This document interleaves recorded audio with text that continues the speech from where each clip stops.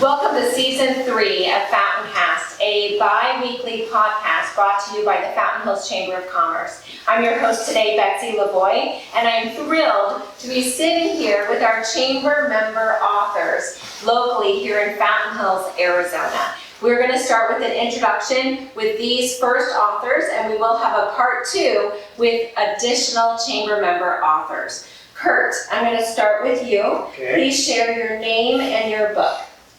My name is Kurt Pare, and it's spelled with a K, U-R-T. My last name is Pare, P-A-R-E, although I just say Perry because that doesn't sound so Frenchy. And my book actually is published by a publisher. It's not self-published. And it's named Geizig, Skinflint's First Christmas. And it's a German name. Is Geizig means stingy. And Skinflint means frugal or something such as that. And that's his personality, the protagonist's personality throughout the story. It takes place in mid-50s and happens to be Wisconsin, my native home. I was made in Wisconsin and born in Wisconsin. And from that point on, a lot of my background material is based on Wisconsin culture and so forth. In this particular book, I've taken an individual that has never in his lifetime experienced Christmas because his parents from Germany were hard workers and they didn't waste time on things that didn't make money. So even though his birthday was on December 25th, he never celebrated his birthday either because his parents didn't want to waste time with birthday presents. In a young age, he takes over his father's woodworking business and converts it into a national business, woodworking business located in Wisconsin, northern Wisconsin, making clothespins and coat hangers out of wood. During the World War II, he went into military production making wooden stocks for rifles. Now he's back in 1957, and in this 2-day period that covers in this tome, the transition from being a miser, where he treats his employees with no benefits, no paid holidays, nothing, not even Christmas, because that's a waste of time and money. But you do have a time off. And the cover features, and this is a transformation that takes place during his sleeping period on December 23rd, waking up on December 24th, Christmas Eve day. He has these dreams. This one is a snowflake angel, and the other one is she's holding a red rose. And they play significant parts in his transformation from his cold-blooded attitude toward money to becoming a very benevolent person to his employees. And I find that people that have read it, it's very interesting to them, it's warm-hearted, and it delivers a seasonal message which you can read anytime. Wonderful. Thank you so much. And I can't wait to hear because I know you have another one to share too. I have another one coming up. Wait on that. Thank you, Kurt. That is so great. Thank you. To continue with our introductions, Dr. Chris Condon. Hi, thanks. So yeah, my book is called The Richest Man in the Hospital. And it's kind of a funny title, but the reason I wrote the book is because some of it is reflective of my own life experience and sort of losing account of where my own health was on that journey. And so I wrote the book to get people to think a little bit more about how you have a philosophy. And your philosophy isn't just this ethereal academic thing, it's a practical thing. And so all of your philosophies dictate your thoughts and actions. And so certainly the outcomes are going to be something that you're going to appreciate either sooner or later, depending on what you do when it comes to your health. And so that's just a little bit of the story that I went through and a journey that I shared that I hope that can get people to be a little bit more conscious of their decisions. Okay, that's awesome. And we're going to learn more about the ins and outs of how they publish, who they publish through, if they self-published in just a moment. And to continue. Well, my name is Julie Jones, and my book is Stop Waiting, Start Living. And so it's a platform of mine that I've been extremely passionate about because as a former police officer and SWAT member, as well as in my own personal life, I have seen how quickly life can change on a dime. There really truly is no promise of tomorrow. And so for me, it's all about getting people to live in the now, to get people to really enjoy their moments because again, tomorrow is not promised. So I'm really excited about this book because it's more than just a book, it's a journal as well to really get people to take inspired action. Wonderful, Julie, thank you. I'm Dr. Jodie. I'm a holistic veterinarian, and the title of my book is Live with Your Pet in Mind. When I decided to go to veterinary school, I knew that I also someday would want to be a writer. And so it's a little bit odd that my major in college was actually agricultural journalism. Most people that become a doctor or MD or DVM major in biology or something like that. And so agricultural journalism was a little odd, but I've been writing for different magazines and things for many years. I took an integrative health coaching course not too long ago because I wanted to truly be able to help the pets holistically, and in order to do that I would also have to help the pet parents. So the health coaching course taught me how to do that, and then from there they offered a Launch Your Dream Book course, and they said ignore your family, ignore everything for 6 months, and by the end you will have a book done. And so that's how my book was first created. That's awesome. So I'm excited to be able to talk more about it. Okay, great. We are too. Melcy.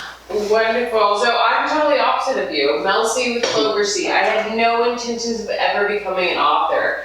That was farthest from the list, but however, after I created my successful executive VA company a few years ago, I was like, how best can we celebrate our wins and share with other women how possible it is to create something like a company or something that you have such passion about with help of others, mentorship. So I launched Six Figure Chicks book along with 10 other fantastic females who are six-figure earning chicks in their own right, and to share our stories of successes and our roadblocks and our stories of why we're here and what we do, and how to get there with support. So I want to share those stories with other women so that they know it is possible. That's awesome. Thank you so much. And Andrea. Hi. My name is Andrea Martinez, and I, again, was not planning on this book at all. I knew I was going to write when I was young. I just put it off for a very long time. My book is called I Want the Truth. It's pretty much based on my entire life. It's about love, and it's something that I never knew I wanted because I never believed in it.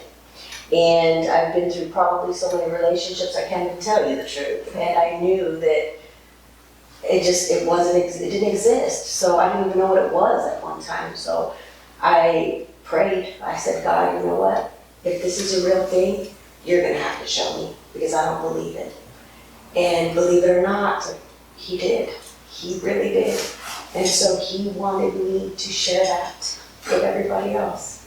And after I did that, believe it or not, I got married 2 months later by my very first boyfriend that I had at 17 years old. He came back around and out of the blue called me.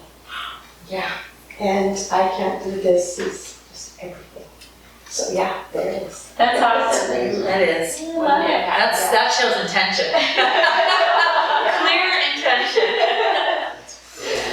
So this is our first introduction to all of our authors, and we are going to take a deeper dive and a book study into each and every one of these books. And I invite you, our audience, to participate with us. We're going to take months to do this, and so we will, in the description, share when the next podcast will record for a deeper dive and book study into each one of their books. And many of these authors have multiple books, and so we will share the other books that they have written or will be providing in the future as well at that time. So before we talk more about publishing, I would love to know to Andrea's point, she spoke about how she was inspired to write this. And so I'd love to know if anyone else had a true, and Mel, share too how you were inspired, something that inspired you to write this book. Was it a person that inspired you? Perhaps you always knew you were going to write. Anything that you might want to share of how you were inspired to write? My book was dedicated to an animal communicator, And in kind of a medical field, you're usually very scientific about your thinking, but crossed my path was an animal communicator in my veterinary practice who ended up coming in on Saturdays and standing up front where my patients were coming in the door and then whispering things to me like, my hip feels a little warm here. I think that pet has a problem. And I ended up being able to medically verify a lot of these things. And so she ended up helping me with a lot of cases and telling me not only what my own pets were saying and thinking, but also a lot of my patients. So that's a little facet that's in my book too. That's very interesting. Yeah, that is. Yeah, I think for me as a breakthrough coach, I knew I wanted to write and I didn't believe that I had the ability to write. I didn't see myself as a writer. And so I always know that if I'm going to coach or support other people, that I lead by example. And so I put myself out there. Putting yourself out there for a book can be pretty scary because it's really the idea that you're putting your heart out there. And there were things that I shared in this book that I forgot that not everybody in my life knew. I shared, really some personal things that had happened to me, and I say happened to me, and it's actually they happened for me, right? And so that in and of itself, when people came back to me and said, oh my gosh, I had no idea, and now here you are, you stand before other people today. So it was really me, and then I have had a lot of support in my life. My book is dedicated to my husband, who's always believed in me and supported my dreams, as well as my parents. My parents gave me the foundation to know that there was anything that I wanted to do that I could do, and so I did it. And now, like you said, it's one of 9 books. So like you kind of cross over that first little bump, and then it's like, oh, the rest is history. Let's keep on going. That's wonderful. What about you, Dr. I could say for me, it's interesting, like Dr. Jodie, my background was, my first degree was in professional writing, and yet, like you say, Julie, it's daunting to think about writing a book. I mean, I was qualified technically, but to do it psychologically and emotionally is a very surreal thing, at least for me it was. But Julie, as my breakthrough coach, inspired me to do that. And I really give her the credit because this was something that was in the works in my mind for a long time. And Julie's like, what are you doing? Just stop waiting, man. Let's go. So I can see Julie's face. You can't really say no to Julie. You can only get away with saying, I'm thinking about it so long. So I'm just grateful for you. And for those of you who know me well, you know that I love this collaborative efforts. So as chamber members, we are a community. And to see that right here already, even in the development of a book, is so cool. And I know that Mel and Julie have collaborated on books as well. And so just to see that collaboration, to me, is heartwarming. I feel like a proud mama when I see that. What about you, Kurt? What inspired you? Well, probably soon after I was born, I was inspired to do something. And I got an early start in working for a weekly newspaper in Wisconsin after school on Saturdays. And I love printing. That's the only thing I ever did all my life was to be involved with printing. I had my own business at one time.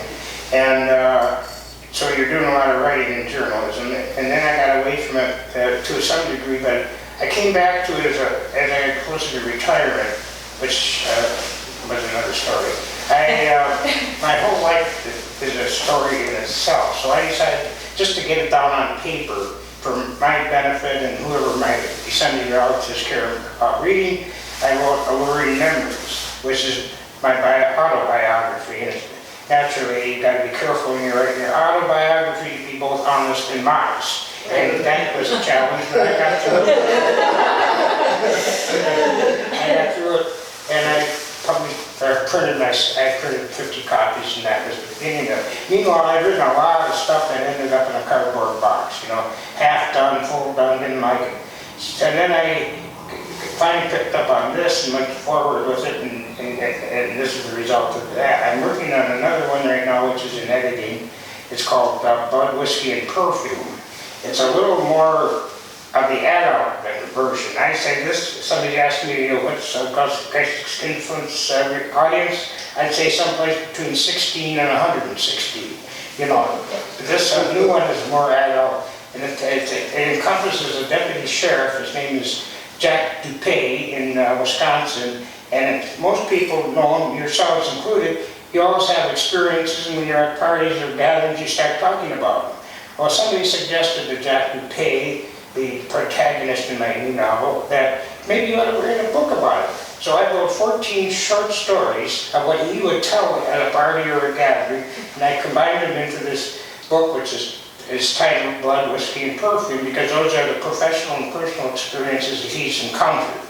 And that's coming out next. Now, getting back to this book, I live over in Park Place on the 4th floor. And I had it finished, and I was trying to find some way to get it published. And I wasn't too interested in self-publishing, because that's a different situation totally, but getting a publisher is even a bigger challenge.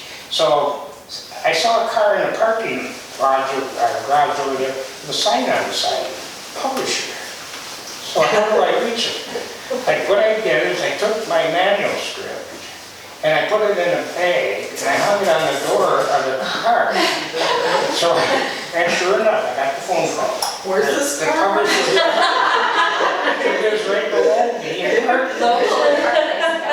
Kurt, you gave me goosebumps. I'm from Wisconsin too. Pardon? I'm from Wisconsin as well. And I totally forgot I worked in a print shop too when I was little. Where? In Fond du Lac, Wisconsin. Fond du Lac. I was from Columbus, Wisconsin. Okay, well. And I was born in Peshtigo. You know where Peshtigo is? Yeah. I do, because I have a place up in Anago, or Elko, yep, between Anago and Rhinelander, and I grew up in Milwaukee, so we've all got the Wisconsin.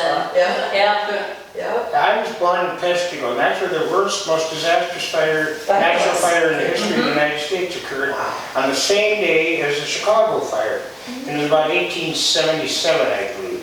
But I was born after the fire. And grew up there, and then we moved around a little bit during the war, and we finally settled down in Columbus, Wisconsin, which is near Madison. And that's where I worked for the weekly newspaper, and got started in my call Gutenberg's perfume world. Because you go into a store or a bakery, everything, they all have their individual perfume or aroma. So print shops do too. So I named it Gutenberg's perfume, and that in my Alluring Memories, that is one of the chapters that covers first my growing up in medical history, second is my occupation, and the third was the love of my life for 40 years about Elaine. And those are the three segments of that book, Alluring Memories. And I just gave it to her relatives and stuff like that. Back then you would collate books with, they'd have the stacks of paper and you'd put the sticky stuff on your finger and go pull each piece of paper. And it was all done by hand. I'd go after school and it'd be all sticky. Yeah. You have to use a sponge and get all the glue off your fingers, and that probably explains all my problems. Vertigo. You go to work and sniff glue. I wrote a paper on my experiences in journalism. I started out when you're doing type bites, taking type bites. Yeah. And a line of type. Wow. So my paper I wrote this is called My Journey from Digits to Digital. And that had to go from the time I was setting type by hand to where we are today. Wow. And I've made that journey as it goes just, I'm going to be 90 in this year. So That's awesome. So I've got a lot of experiences, and some of the experiences in this book, which I related to, were actual experiences I had in business now, and not in a domestic domain, but in business. And it was a source of encouragement, because everybody talks about somebody that's a little conservative, you're nothing but an old Scrooge. And I didn't like that expression, because I was in business and I worked for corporations and such. So I kind of modeled this as a modern day Scrooge that becomes transformed into something more human. So That's great. And I would never describe you as an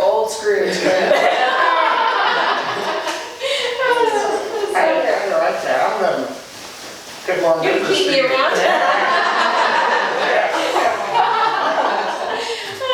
And Andrea and Mel, is there anything you'd like to add about your inspiration?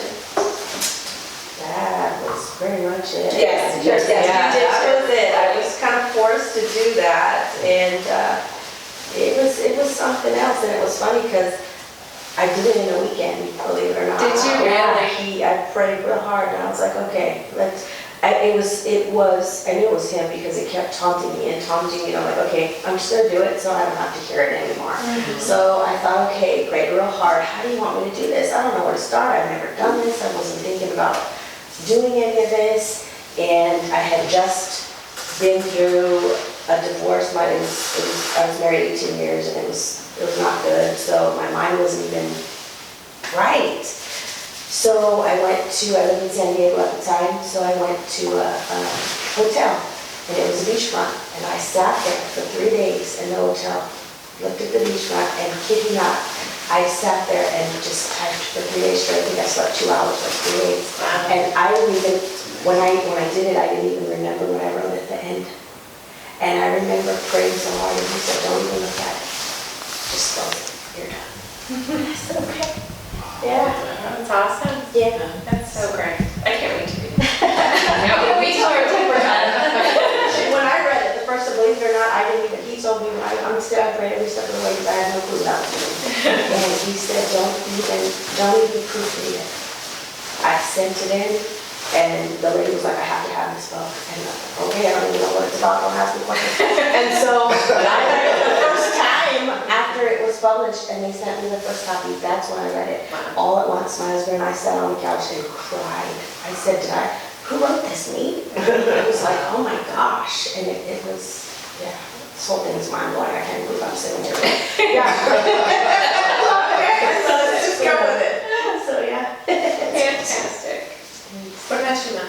Well, like you say, it's a circle of influence. Like, we're all connected because of the chamber. Thank you very much. But we're in other circles. The circles of influence, I always like to say, is such a powerful thing. For my book, I was turned on by the notion of becoming an international bestseller by one of my business coaches, Colleen Biggs, who's here in the Valley. And then from Colleen, I was introduced to Julie Jones. And Julie Jones became a co-author in this book. And now she's my, guiding light coach to take my business farther. But I'm a huge belief that, once you take the leap, it's so much easier to just do many other books or continue on to things that you may have thought that would never be possible for you to attain or reach. And that's because of the people that you have in your circle that support you, that give you the tools necessary to just move that needle forward in your life or your business. So I definitely believe strongly in the people that you surround yourself with are very instrumental in growth. Right. Well, very good. I think with that, we're going to end for today because I have probably 35 more questions. We're going to wait until our deeper dive because I've either read or started every single book, but I've not finished every single book. So I'm really thrilled to do so. And along with another staff person here from the Chamber, Kristin Milashoski, we are going to take our deeper dive over the next 6 to 8 months with this group, and then over the next 6 to 8 months with our second group of authors. So thank you all for watching. Please leave us a comment. Let us know if you're going to follow along. Let us know if you're going to purchase the books that we've shared. We hope that you do. And we will provide where you can purchase the books. We hope to have all of the books in our Chamber of Commerce gift shop, our Chamber gift shop. We hope to have that. But I do know they're all available online to purchase as well. And we'd love to have people involved in the conversation. Read the books with us. Let's do a community book study. Let's do a community book club in the 2024 year digitally all together. So thank you very much. Thank you for joining us for the first episode of Season 3 of FountainCast.